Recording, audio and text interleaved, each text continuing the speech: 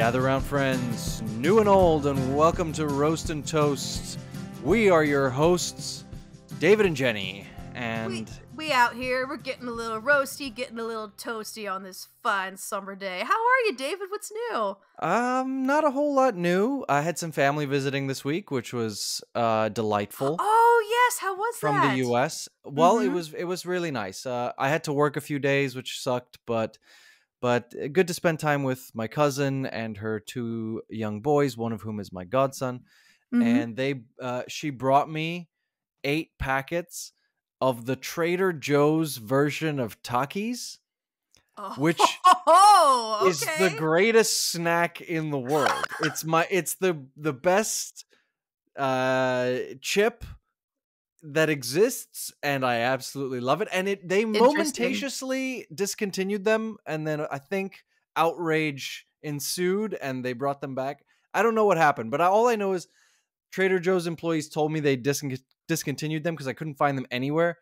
And then when they asked, "Oh, do you want us to bring you anything?" I was like, "Well, I would ask for the Trader Joe's Takis, but they don't exist anymore." And they said, "Oh no, they do. They're back." And I was like, "Oh my god, bring me as much as possible." They brought me 8 packets of it. I would have honestly wanted them to fill a whole suitcase full of like just that. Just the carry on, they open it at the check-in. I guess I gotta be realistic. Yeah, exactly. They're like, "Are you bringing in any food or drink items to Europe?" And they'd be like, "No." Nervously scratch his neck. What are you talking about? Yeah, and no, what? Dogs start sniffing. Yeah. No, well, I'm very happy. I'm going to be vulnerable for a second and say I've never actually eaten Takis before. That is one snack I've somehow never tried. I actually don't like them that much. Like, they're okay. The originals. I like the Trader Joe's version. Trader Joe's Takis are the ones. The originals are more spicy, which I don't mind spice, but they're more spicy. The Trader Joe's ones are still spicy, but they have more lime. They're more zesty. They're more... Ooh, okay. Yeah. I'll have to go to Trader Joe's. There's one on my way to work, so maybe I can go check that out. While you're eating fun snacks, I'm eating colorless, bland food over here because your girl just got her teeth whitened. And when you get your teeth whitened, if you don't know, you have to avoid eating anything colorful or fun. So my last 3 meals have been chicken and rice, white rice, and ranch dressing on tortillas because that's the least colorful things I can find. So, but my teeth are beautiful and pearly white now. So thanks, We Whiten in Tempe, Arizona. Thanks very much. This is not a paid promotion.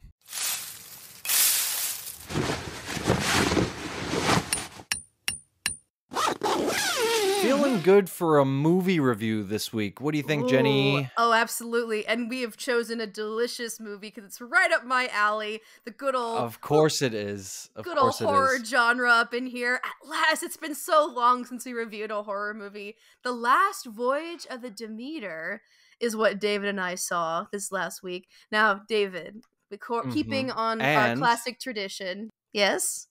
We can't just do this, the two of us. So I had to get in contact with somebody whom I know also loves horror movies. So we brought on a guest. He's also seen the movie.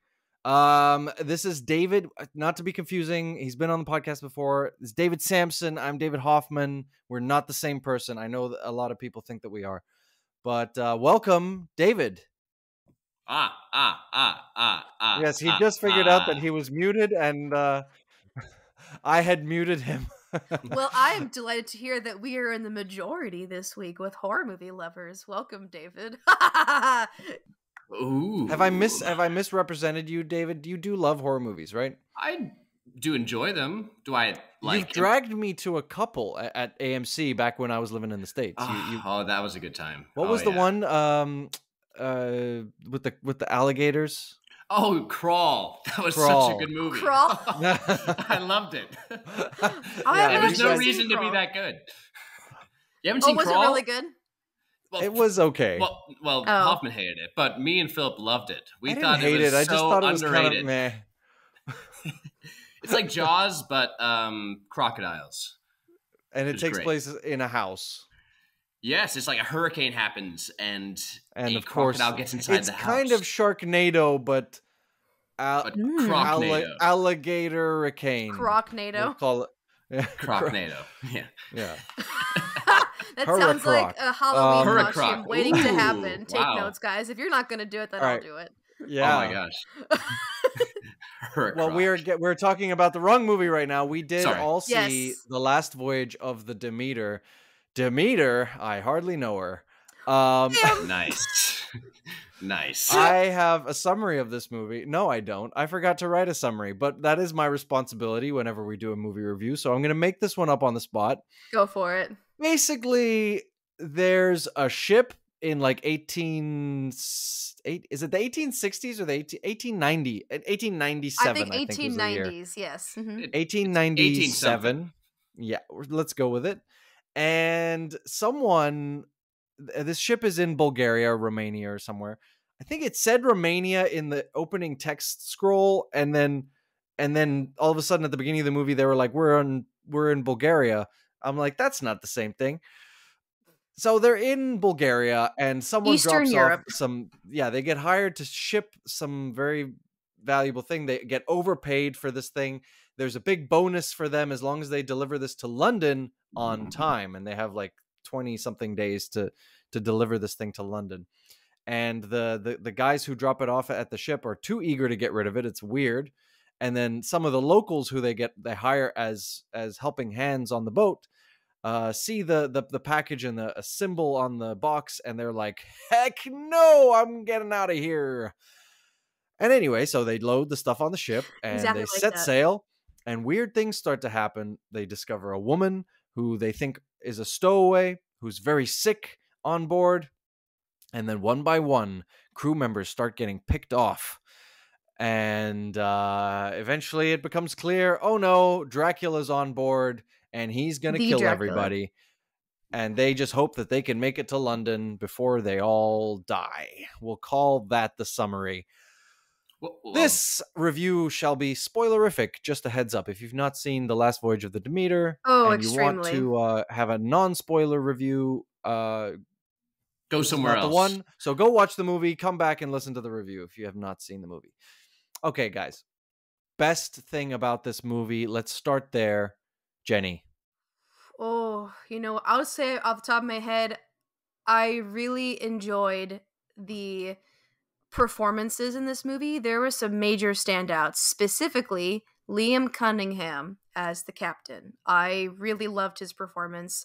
I thought it was spot on, beautiful. Just in my head, if I had to picture a sea captain in the situation, he just did like the perfect interpretation of it. I thought his performance was brilliant.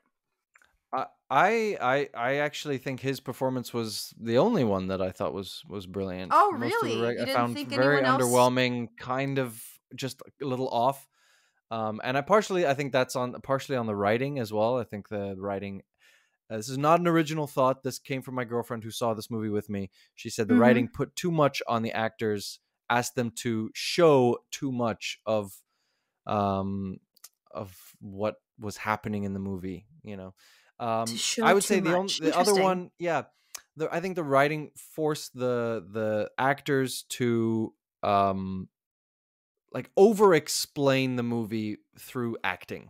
Oh, I 100% agree. And I was even going to mention this later, but since we're already talking about it, there was moments in the script where I kind of felt that same thing, where it felt like there was so much backstory repeating going on. Yeah, that's exactly what my girlfriend Nicole, what she said. She was like, why do we need to know everyone's what they're gonna do with their money, and like, why are we humanizing characters who have like 5 lines in the movie, Yeah.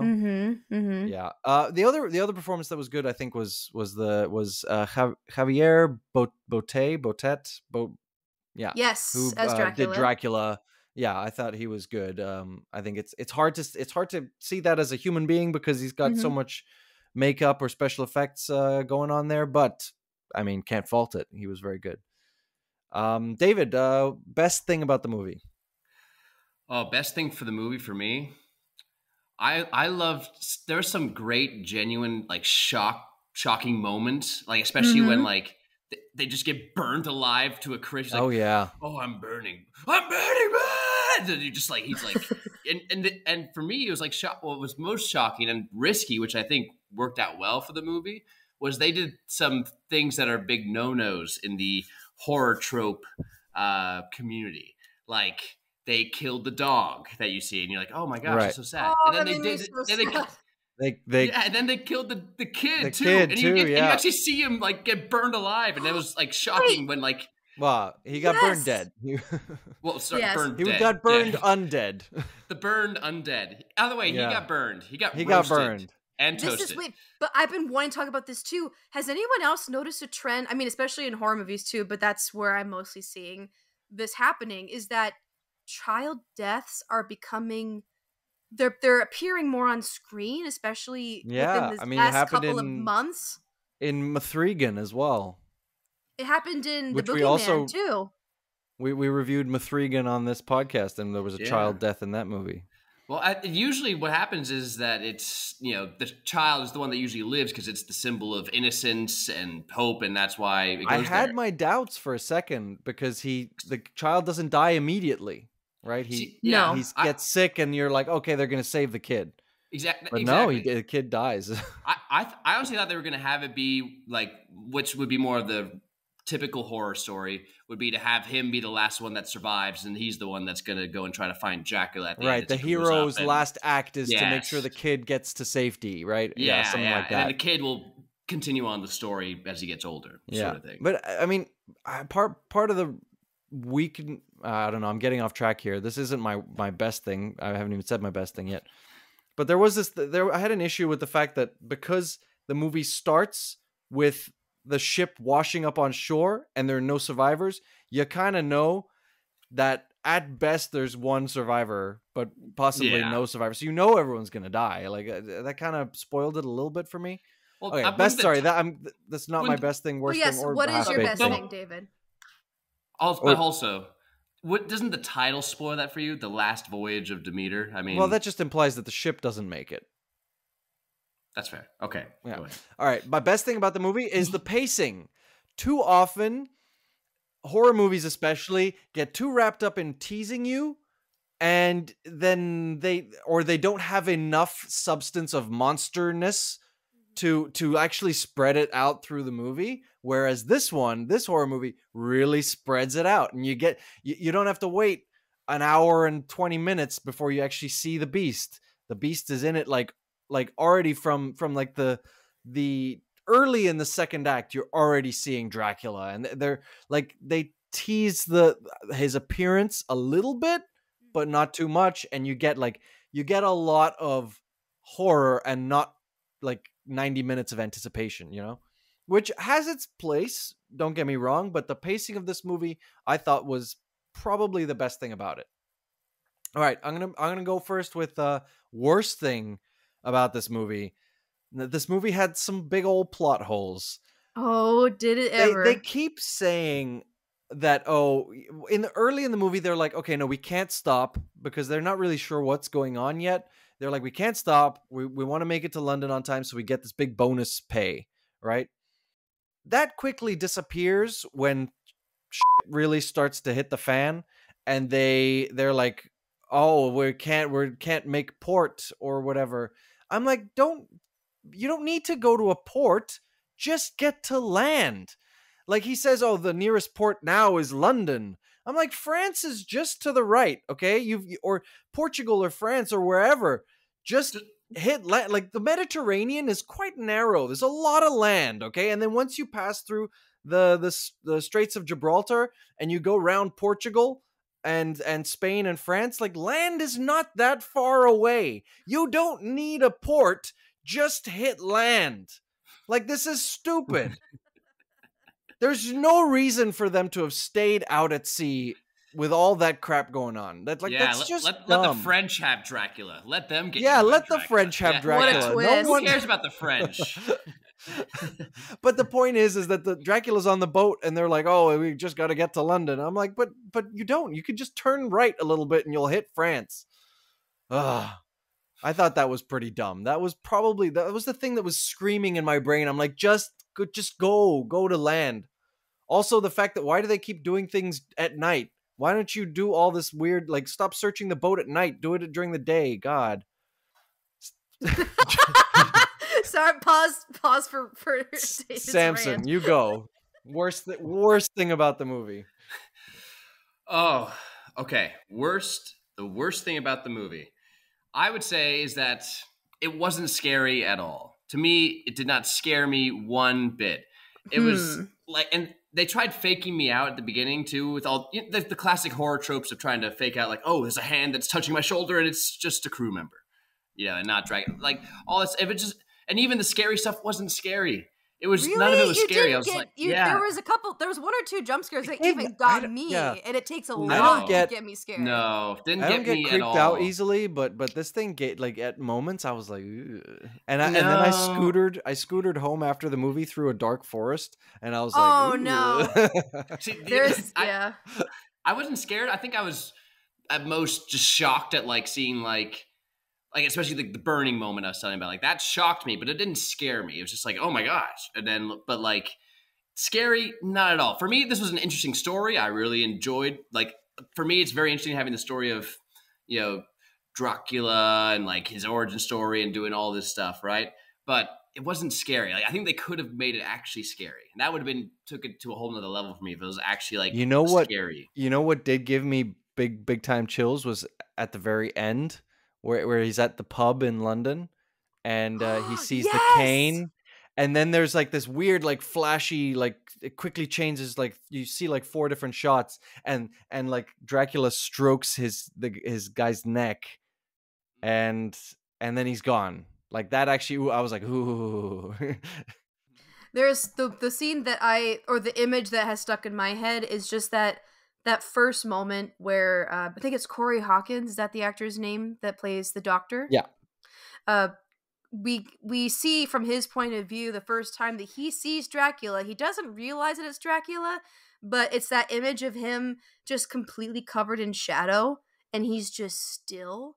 And we know the audience knows it's Dracula, but he's just staring at the camera, staring at Corey Hawkins, not moving. And I was like, oh, that would actually, if I saw that, I would be freaked out, because one of my personal horror, like one of the things that actually scares me is like things in the forest when you can't see. It's just darkness, so you can't, or there's shadow, so you can't like, there tell might what be it something is. there, but you So I saw that, and that was the one moment where I was like, oh, I'm actually scared right now. This thing is actually scaring me.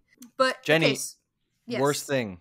Well, you know what? On the topic, though, unfortunately, of Dracula, I would say Dracula himself is the weakest point of this movie for me. Oh. Because, let me explain why. I always do a little bit of research after watching a movie. I like to go through horror movie reviews. I like to research the lore or the original source material. And knowing that the original depiction of Dracula is that he's primal. He is an animal. He's just hunting. So any sort of like depiction of Dracula is, in Hollywood especially, they really turn up the whole love factor with Dracula. That he falls in love with his victims before he devours them or bites them. But I realized that I didn't like there was a lot of emotional depictions emotions, or the emotional journey of this creature while he's attacking them. I just wish it was a little less like Dracula was able to talk, was able to smile. I wish he had just been like pure creature. Because that's the way he was physically like, drawn. Like when the guy's like saying, "Oh Lord, oh God," and Dracula's going, "Oh Lord, oh God." You didn't like that. I just didn't. It was like, shut up, Dracula, just kill him. Like, God, can you just kill him already? Yeah, get on with it. I didn't need that. If he was gonna be full Stop bat, playing with your food. Full humanoid bat. It's like, why are you playing with your food? Just eat it. Aren't you hungry? See, I feel like I disagree in a way. Really? I kind of disagree too. Like I kind of want the opposite because, like, for me, what would have been even more interesting to me is Samson wants the love. No, you want Gary Oldman. That's what you're looking for. I love getting bit. I'm sorry. That's something you guys don't even know. Did you guys ever see? Sorry, did you guys ever see Dracula Dead and Loving It with Leslie Nielsen? No. Oh, classic spoof comedy. Great. Anyway, sorry. Go on, Samson. But for me, like that moment at the end where we see Dracula and he's with his cane, he's in a suit and whatever. For me, I think it was. I would have enjoyed more of a version where like we see how his true form is, but as he gets more blood or whatever, he becomes more almost human-like. And for me, it would have been interesting if at the end when we see his face for a brief second, instead of still looking like the disgusting teeth thing, whatever. Yeah, like monster. Like for me, if you're at dark at the night and you're in the tavern or whatever, if I saw that, I'd be freaked out and just would, that would be. It was very far fetched for me to believe that. So I thought it'd be cool to see like, oh, he's more human, but you just know by this cane and the way he's walking that it's like, oh, this is Dracula. Oh, this is the Dracula that we all know, and that for me. I was waiting for at the end if it was more human. I was waiting because they mentioned that at one point in the movie they say, "Oh, like he walks like or something. He disguises himself as a man or so." Didn't they say that at some point in the movie? So I was waiting for like them to find a human man as another stowaway or something, and then that turns out to be Dracula. And I was okay with that moment being at the end. I was confused there. They said that anyway. Yeah. All right. Well, if anything, I would have loved more of a separation of appearance between his humanoid version. I wanted more like a clear as Dracula. You wanted him animalistic. I think they could have been at the very beginning way more animalistic, and as he's feeding on the crew, it could be like slowly becoming more humanoid in a way. I don't know. But anyway, moving forward. Yeah. So Half-Baked. This part of the movie was just like a little bit felt incomplete, or like what were they trying to do with that? That didn't feel. Jennie, you can go first. This is the first time I'm going to be saying this on this podcast. This is the first movie that I've seen that we reviewed that has made me upset that the sound design or the sound mixing wasn't better. Wow. Yeah, Nicole said very similar things. She felt like the music just tried to do too much or something like that. I just noticed that there was this. It just felt like the sound design was just like casually worked on, and then they paid extra care to the final scene. And the way I'm saying that because I know for me, I've already said too in previous episodes that I have sound hearing issues, and I can really tell that there's an issue with the sound if I can't understand what people are saying. The music, there was a lot of music moments in the first 2/3 of this movie where I was like, I don't even know what they're saying right now. I want to be able to hear what they're saying. But then I did notice in the third act that they paid extra special attention to the way Dracula's wings travel. And I noticed that like there was one moment in particular where I heard his wings travel from left to right around the ship, and I could hear that very clearly in the movie theater. So I just I appreciate all the attention to detail they did with the final scene, the final moments, but I just wish I just wish there was a little more attention in the beginning to make sure we heard all of the setup before the action began. So that's my opinion. Samson. Well, for me, Half-Baked. Well, I think you touched on it a little bit. But for me, I actually felt like it was a little too long. It didn't need to be 2 hours and 20 minutes. I think it could. Yeah, it's 2 hours and 20 minutes. Damn. And for me, I think, like you said, we can get cut more to it and not have all this backstory to like the characters that only have like a few lines on there or whatever. I think that we can cut out a lot and just get more to the meat of it. It's 2 hours long. It's only an hour and 58 minutes. I'm sorry. Hold on. Yeah, I thought that wasn't right now as we speak. Let me see. Voyage of the... You don't believe me? I'm telling you. IMDb and Google are telling me. It's an Here's the hour thing. and 58 or hour 59 minutes. If he's saying it must have felt like 2 hours and 20 minutes, therefore well, it then is maybe too long. maybe there's something wrong with. Maybe MoviePass lied to me. It said it was 2 hours and 20 minutes, and I was like, why? But for me, I guess there's a lot of moments in there that I felt like could have been shortened down. Take it off another 15 minutes or whatever. That's fair. Like there's that whole scene where they're each just talking about like what they want to do with the money, and I feel like I got nothing from that scene. I was like, one dude wants to boink some girls after he buys himself a fancy coat, and I'm like, okay, that's it. I mean, it maybe it was trying to be comedic, but it didn't make me laugh at all. Like it wasn't that funny. It just Hoffman does not approve. But I will say this: I think that the movie would have done a lot better had it been named, instead of the name that is given, The Last Voyage of Demeter. It should have been named Dracula: The Last Voyage of Demeter. Because for me, before I was even asked to come and check out the movie, I didn't even know that it was about Dracula until like I'd like and so for me, I think that they did themselves a disservice just box office wise. I'm not sure how well they've done or not. Yeah, box office wise, but for sure, I think that's very true.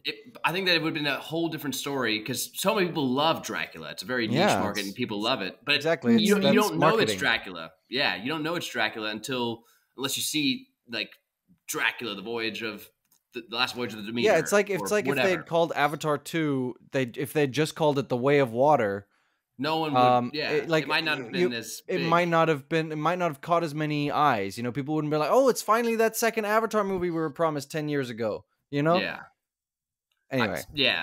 So I think they did themselves a disservice with that. I think you're right. Because I didn't know. I saw Last Voyage of the Demeter. I thought it might be it's like some indie movie about a ship. Romance. My half-baked thing is also another kind of plot hole.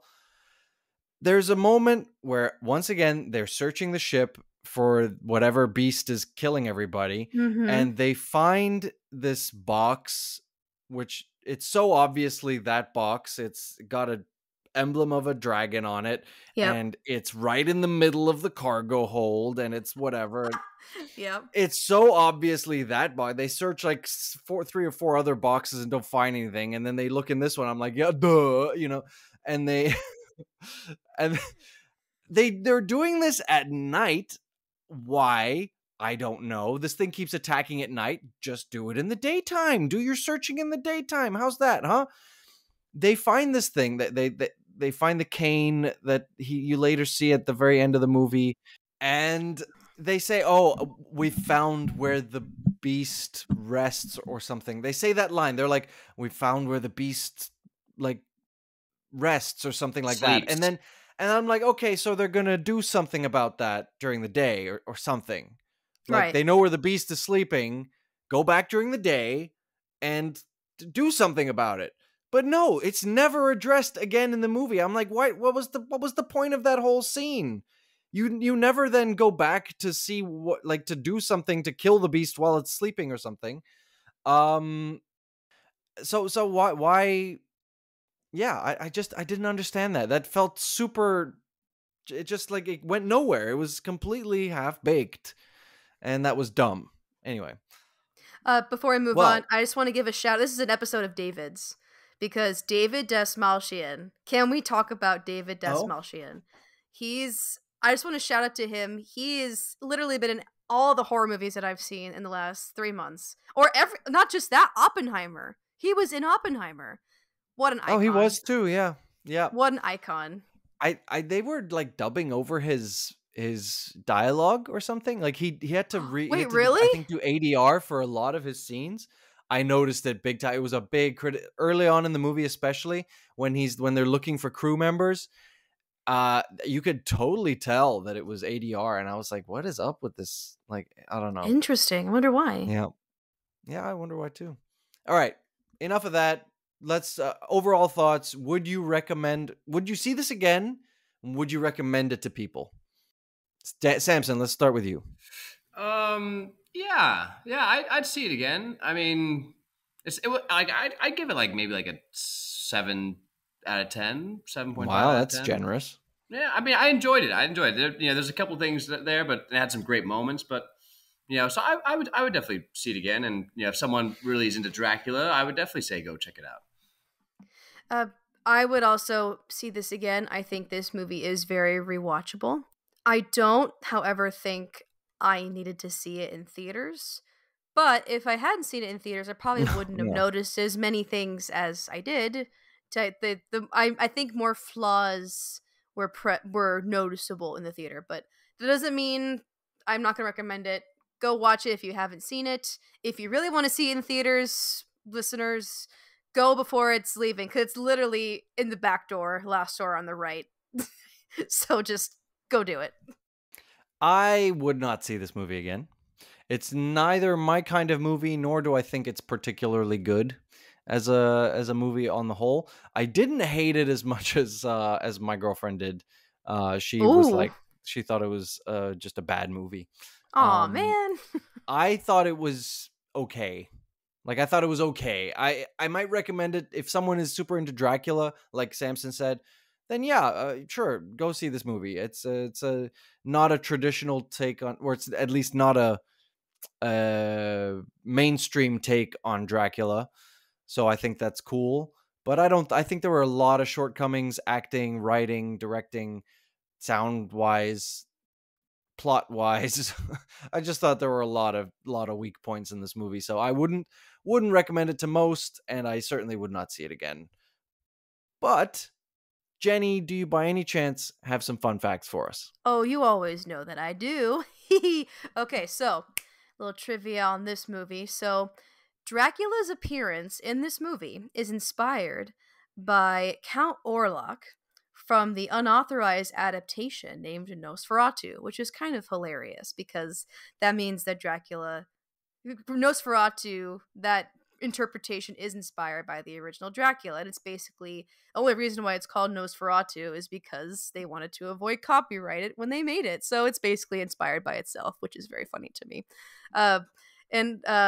Before this version, before Last Voyage of the Demeter premiered this year in 2023, this movie has actually been sitting in production hell for over 20 years. The first draft of this was written way back in 2002. And it's been rewritten however many times, and it's been passed through 6 different directors that we know of before finally landing on Andre Overdahl. Wow, that's a fun crazy fact. Not so fun for the movie, but fun to know. Wow, that's crazy. It took 20 years. Yes? There is a character on Sesame Street who is inspired by Dracula. His name is the Count. Yes. Thank you, Samson, for that one director. Anytime. Two director. Yes, two director. And then, so we actually already discussed this, but despite this movie being a decent film, in my opinion, Demeter is a box office flop. It's only made about $6.5 million in its opening weekend. Now, the internet is having a blast speculating as to why this has happened. Some people are saying that it's because Barbenheimer is still heavily dominating the box office. It truly is affecting everyone else. Oppenheimer is still holding IMAX theaters, despite the fact that Blue Beetle is now out. Blue Beetle is sharing my nearest theater. Blue Beetle is sharing the IMAX showings with Oppenheimer still, which is now was it 3-4 weeks old or something like that? That's crazy. Some other reasons include there's just lukewarm response from critics, and that does heavily affect audience seating. Yeah. Also, too, David, you already covered this. This film title is massively misleading. People are not able to tell this is a Dracula movie, and therefore people just think it's about a ship, and they just have zero interest in it. Doesn't even sound like a horror movie, really. It doesn't sound like a horror movie. Like, when I first saw the title, when we did our blockbuster draft, I thought Last Voyage of the Demeter. I did look it up then, and I saw, okay, horror movie about whatever. But, I mean, I thought it was a period piece about some ship, and, it probably sank, I guess, or I don't know. So, it's super misleading. One more fact on this topic. So I actually found out, this was really interesting, there's several regions in the world that's never going to get access to this movie, period. And that's heavily affecting ticket sales. So this movie is never going to be is delayed indefinitely from being released in the UK, in India, in Spain, especially because there was a UK distributor called E1 that announced it was shuttering all operations. It was being sold to Lionsgate. So there was a bunch of layoffs. There was a bunch of political things happening with those distributors. Therefore, Demeter got delayed indefinitely. So for all we know, there could have been at least how many more millions of dollars made in those areas, because I feel like the UK would really appreciate that movie. It just it's never going to be released. So they lost a bunch of money. Yeah. Well, stupid. Yep. So that's it for our movie review. Go see this movie or don't. Yep. We can't control you. You are a free person. But there you go. You have our thoughts. Let's move on.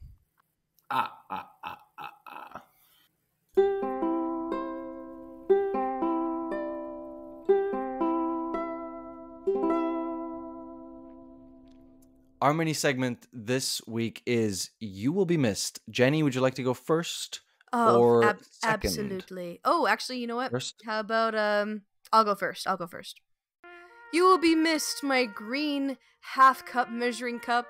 You were so beautiful, floral detailing, but I never would have thought that attempting to scoop leftover rice out of its Tupperware would result in your destruction. So I'll Gorilla Glue you, but the trauma of the event will forever serve as a reminder. You will be missed. You will be missed, quality time with my girlfriend and family. With the Rugby World Cup starting soon and the NFL season also upcoming, I'm just going to be so wrapped up and invested in the excitement of sports, I'll be mostly anonymous for about 2 months. Quality time. You will be missed. Can relate.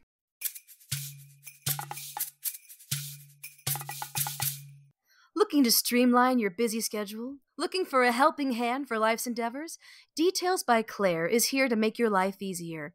Visit www.detailsbyclaire.com to explore a wide range of services, including calendar management, website creation, and even voiceover work. Claire's attention to detail and dedication to her clients are unmatched. Don't let the game of life overwhelm you. Visit www.detailsbyclaire.com today and discover the convenience and expertise of Details by Claire. We're rejoined by David Sampson for our game section, but before we do that, Jenny and I have a question for you each, David, because Jenny doesn't know you at all. The audience doesn't necessarily know you very well. They forgot about even me. I could always learn something about you. Don't worry, my question's actually quite grounded and adult. And good. I mean adult as in not not adult that kind as of in, adult. not that kind of adult. No, I just mean it's mature. Gotcha. It's serious. Okay. Oh, good. What is your proudest professional achievement, David Sampson? Ooh, my proudest professional achievement. I guess my proudest professional achievement would be directing, acting, producing, and writing my first short film. And I did all... And funding. And funding it, all by myself. And I was able to cast it all myself. I spent a lot of money to get it made, and it did pretty well on the festival circuit. And so for me, it was really cool because I've never did any of that before at all. I mean, I've acted before, but I've never directed before. I never wrote before. I never, produced anything before. And so to wear all those hats at the same time, especially for my first film, that was really cool. So that for me is probably it. I tell a funny story for Jenny and the listener. I remember we were living together, David Sampson, when you were in the process of like reviewing the script. You were writing it, and you had asked me to read the script and give you feedback, and I was like, oh yeah, I'll do that at some point. Like, oh yeah, for sure, I'd love to read it and give you feedback. And you kept, oh yeah, you still gonna read my script? I was like, yeah, I will for sure. And then one day I was watching TV or something, and you came up and you were like, "Hey, I got this audition. And I don't know about the script. Can you read this and tell me if you think that the writing, like if this is like a good script? Like, do you think the writing's very good?" And I read this thinking, okay, someone's giving you sides for the audition. So I read it and I was like, yeah, I think it's good writing. I think this is a worthwhile project. Seems like it's well written compared. Like you see a lot of low budget things that are just written like trash in LA. My God. But I was like, yeah, I think this. And then you were like, haha, that's my script. I wrote it. And I was like, whoa, I'm so glad I liked it. Got him. I could have been like, wow, this is trash. What sucks. A piece of crap. This writer should just get out of here. Yeah, he should just give up. My God. Give up on writing altogether. Yes. Holy crap, that's hilarious. Well, I don't have as adult of a question. It's actually a very popular question I like to ask guests when I'm getting to know them for the first time. I am aware that you are a singing actor, Mr. David Sampson. So, what is your go-to karaoke song? Do you like karaoke? If you do, what is it? I do love karaoke. My go-to karaoke song is Tequila. Tequila! Oh, God. Shut up. I'm just kidding. That's nonsense. I think my go-to is... See, here's the thing. I've been like in a weird transition where I'm like, do I want to change my go-to song or not? Oh, that's a big decision. I know. Lately, it's been... I've been there. It's right now. Lately, it's been what's it called? "Holiday" by Green Day. That's kind of been my go-to. Very nice. Yeah, but I'm thinking about changing. I've been doing it for so long. I was thinking maybe Bohemian Rhapsody, but then I was like, that's too long. But it's I feel too like long and it's all over the place. But everyone would want to join in, though, right? Everyone like when he goes on in the car, everyone has to sing. I highly against Bohemian Rhapsody personally because everyone joins in. I get a little peeved when someone picks Paradise by the Dashboard Light by Meatloaf.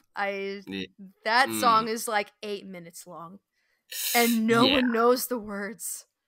Why would you pick that? Why? But I guess if it's your favorite song, then yeah, go for it. Sing it. I love me some Lose Yourself by Eminem. Lose yourself in the moment. Because I'm not really much of a singer, but neither is Eminem. So that's true. That's a great... I'm also not a rapper, but Lose Yourself I can manage. I can manage that. You can manage that's a crowd favorite too. Everyone will join in on that. Yeah, everyone's going to join in. It's like it's a bop. Everyone's like... Yeah. Like that. Okay. Like that. They're all like... Yeah. Not saying the words. Wow, we love a callback. Okay, I have a game for you guys. It is horror movie related. Jenny, this should be right up your alley. Ooh. What I have is 5 quotes from movies of the horror genre. Oh, this is the real test of the truth. And there are blanks. So you want to fill in the blank. If you fill in the blank correct, so you're going to buzz in. If you fill in the blank correctly, you will then try to guess the movie that it's from. Oh. And if you get that, you get a bonus point. Now, if neither of you are able to fill in the blank, but one of you still has an inkling after I give you the full quote what the movie is, then you'll get a half point for that. Oh. Yep. Okay. Interesting. Are we ready? Does everyone understand the way the points work? Yes. Sure. How shall we buzz in, David? Let's pick a horror movie character, and that shall be your buzzer. So, Samson, pick any horror movie character that can be your buzzer. So like, I would be saying their name, not like what they would say. So yeah, if I picked Michael Myers, he would just be silent, and it would just, right. You can say just lose. Just pick something short and easy, like Hannibal. I don't know. Ooh, Hannibal's. You know what? I'm gonna steal it. Hannibal. You go for it, buddy. You inspire me. To recognize and remember William Friedkin, I will not say the demon's name from The Exorcist because that invites the demon to your house, but I will say Reagan's name. Linda Blair's Reagan from The Exorcist. I'll say Reagan. Reagan. Okay, so we got Reagan and we got Ronald. Hannibal. Not Ronald. He's not a and horror Jenny icon. doesn't want the what was it? The Ronald demon. Reagan, but... Jenny doesn't want the demon at her house because she's got plans tonight. It's not a good time. Yes, that's true. I can't have the demon ruining my D&D session. Exactly. First quote. Are we ready? Buzz in, Yes. please. Movies don't create blank. Movies make blank more creative. This is from a horror movie? This is a popular horror movie? Yeah, it's just a niche very Hoffman much so. movie. No, it's a very popular horror movie. This feels like a Steven Spielberg. I'll give you a clue. Movie, It's from 1996. 1996. Oh my gosh. I'll say it again. Movies don't create blank. Movies make blank more creative. Reagan. Is this Jenny? Is this from Scream?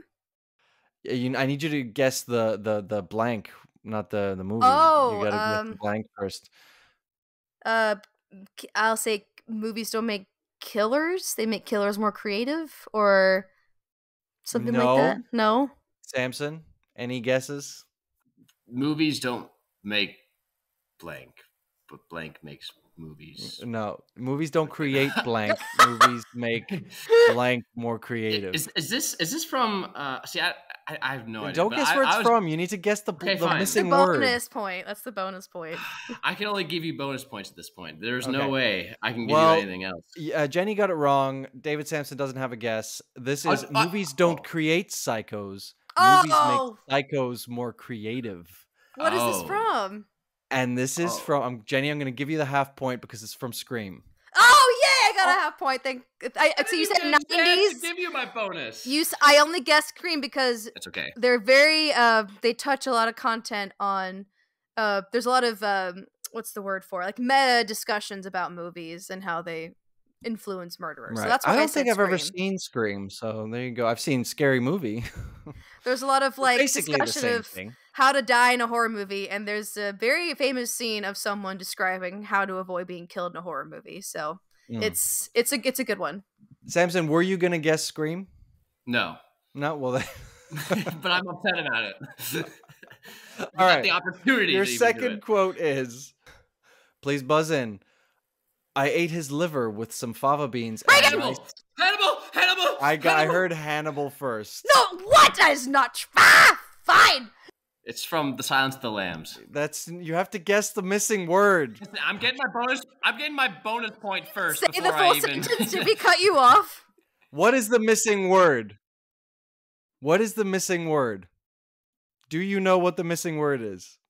Beans? I cut you off. Say it. Well, then that's a problem. Jenny, do you know what the missing word is? Since you both cut me off, we both cut you off. So I'm. Is it Chianti? Chianti is the missing word. Jenny, you get the point. Jenny, what movie is this from? It's from The Silence of the Lambs. There you go. And Jenny gets both points. No, because I got half a point. No, you don't get half a point because I said Silence of the Lambs. I know you did. However, the bonus point goes to the person who guesses. You're against me. Damn it, Samson. If anything, I'm for you because I'm competing against Jenny in this long-term game thing. I can't give you the point. Play the game the way it's supposed to be played. I gave you everything. Okay, we promise we won't cut you off. We won't cut you off. Quote number 3. It has nothing to do with blank, mama. It's me. Me. Oh, Hannibal. Samson. Oh gosh. You should know this. I will say that. I know where it's from. I'm just wondering. Okay, well, don't tell me where it's from yet. I need you to complete the quote first. It's not nothing. It's not blank, mama. It has nothing to do with blank, mama. It's me. Me. It has nothing to do with on the clock. Give me a guess, Samson, because I'm about to move on. It's not. It's not the curse, mama. That is incorrect. Jenny, do you have a guess?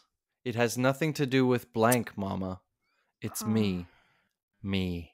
I would not even be able to begin telling you what movie that's from because I don't recognize it. I can't give a guess. I can't even think of a guess. All right. So just move on. All right, Samson. Guys, this is Satan. It has nothing to do with Satan, mama. It's me. Me. Samson, I'm giving you the half point because you guess. What is this from? What's it from? It's from Carrie. There you go. There's the half point. Sorry, I was about to jump the gun. That okay. I was in Carrie the musical. Oh, is this a direct quote from Carrie? Yeah, sort of. Yes. Yeah. Okay, well, we're going to move on to quote number 4. The score is 2.5 to Jennie to 0.5 to Samson. Quote number 4. It's not the blank that's haunted. It's your son. Reagan! Oh, Reagan! no! Reagan! No! Reagan! Jennie. It's not the house that's haunted. It's your son. Yes, correct. And the movie?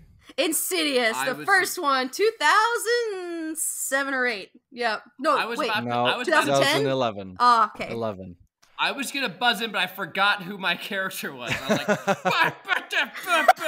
I think so did Jennie for a second there. That's 2 points, which means we both had a moment of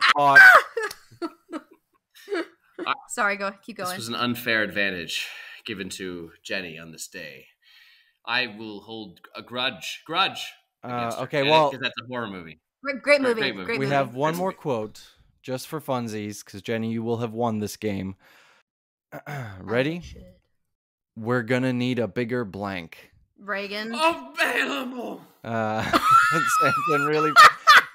You needed to remind yourself of what your thing was before.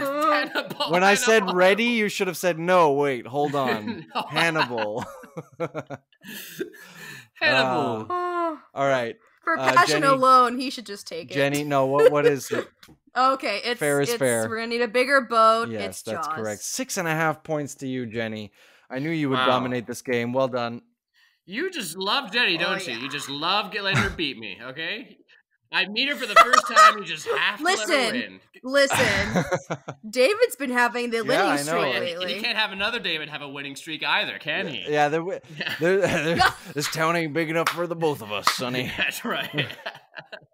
Okay, well, game over. 6.5 points to 0.5 points.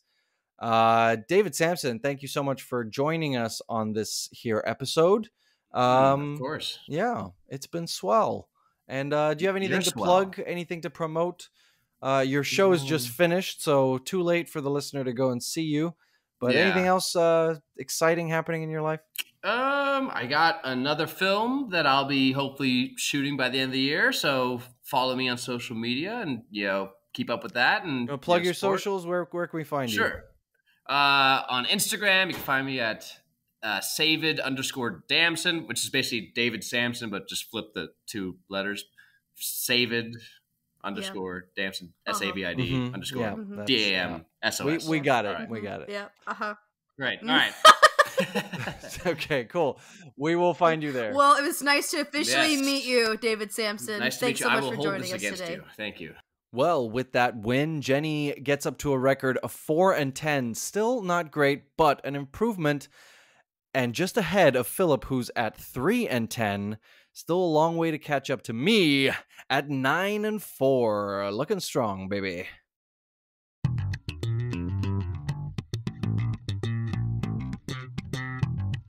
Ooh. Come on. That's so. Come on. Come on. All right. We have our signature item that we bring to the podcast every weekend that slaps, that have entertained us, whether that be music or film or anything media related.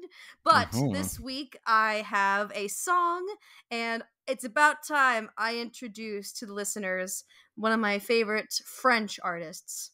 We've covered New Zealand and America very heavily, but now it's time for France. Meet the artist Ben L'Uncle Soul, the Uncle of Soul. He's a wonderful singer who has been performing for over 15 years now, and there's so many amazing songs to choose from to dive into his content. Start with his first self-titled album, his full-length album.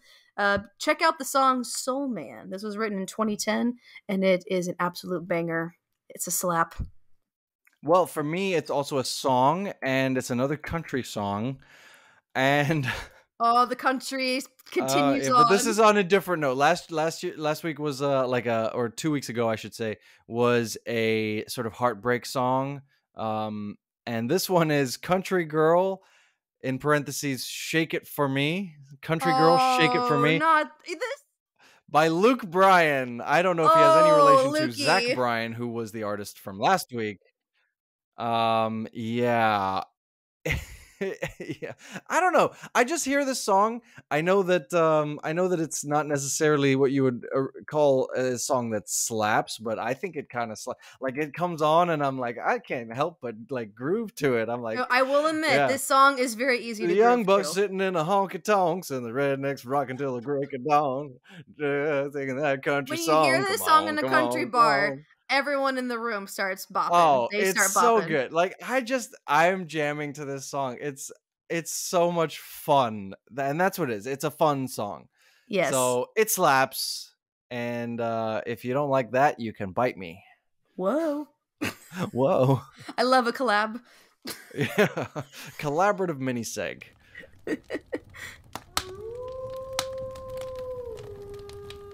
Well, it's time to head to our tents. The campfire is dying down. The podcast is coming to a close. We have a few goodbyes and a few thank yous to say. First of all, to Cass and Crossland and Jake Corlang for the music that you hear on the show. We love you guys and we thank you.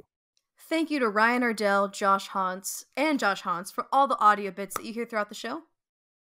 And thank you to Rudy Chalk for the graphic design work that you did for us. We love it. It's all over our socials, and we're very proud.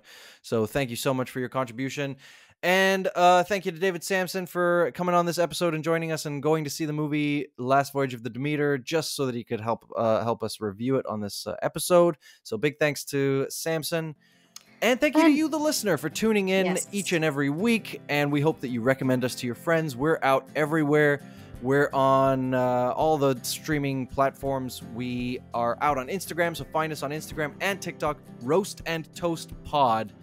And like I said, we're everywhere where you listen to podcasts except for stinking Pandora, because screw you, Pandora. Captain, I've been hearing the sound of a roar in the cabin, below the cabin. What? That's not possible. It's bad luck to have a bear on board.